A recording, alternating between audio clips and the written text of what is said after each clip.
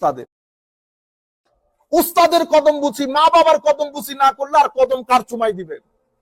কদম চুমা দিতে হয়, আমরা তো এমনি এমনি করি, এটাকে কদম বুঝি বলে না।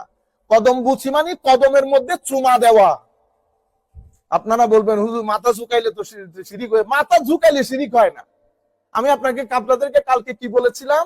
সিজদা হচ্ছে ওয়াদউল জাবহাতে আলাল আরদ, জমিনের মধ্যে আল্লাহর ইবাদতের নিয়তে মাথা রাখা, এটাকে সিজদা বলে। আপনারা বুঝতে পেরেছেন? তাইলে উস্তাদ, এটা আপনারা মাথায় রাখবেন সব সময়। এবং আমরা আমাদের সন্তানদেরকে শিক্ষা দেব উস্তাদের তাজিম। যেমন স্কুল থেকে আমার ছেলেরা আসে, আমি অনেক প্যারেন্টসকে দেখেছি, ছেলেরা বলে না today this happen, that happen. এখন আপনারা বলেন আচ্ছা ঠিক আছে, কালকে গিয়ে জিজ্ঞেস করবো না, এটা বলবেন না কখনো।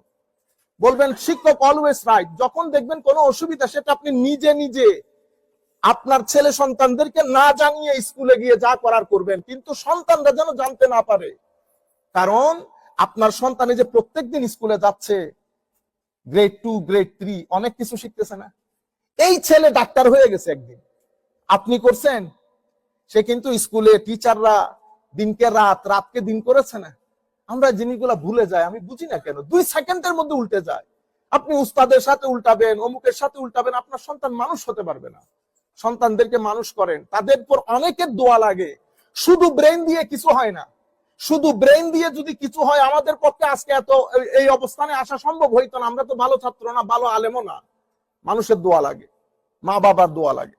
সুতরাং আমি আপনাদেরকে বলতে চাচ্ছিলাম শুরু থেকে যে কিছু জায়গার মধ্যে আমরা মানুষের প্রতি সম্মান দেখানো, উস্তাদের প্রতি সম্মান দেখানো, এগুলোর দিকে খেয়াল রাখবো। লিল্লাহিল মাশরিকু ওয়াল মাগরিব। তো আমার